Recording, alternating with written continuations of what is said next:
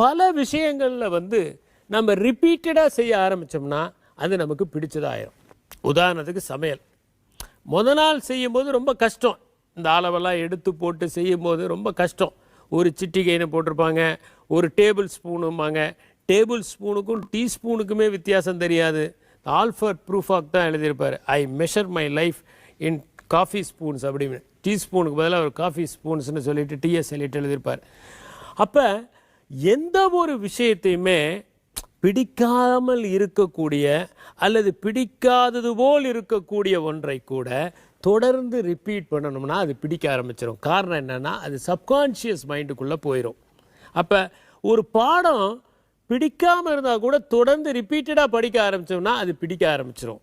அதில் இருக்கிற நியூவன்சஸ் புரிய ஆரம்பிச்சிடும். அதில் இருக்கக்கூடிய அந்த மைன்யூட் இழைகள் நமக்கு புரிய ஆரம்பிச்சிருச்சுன்னா அது மனசில் பதிஞ்சிரும்.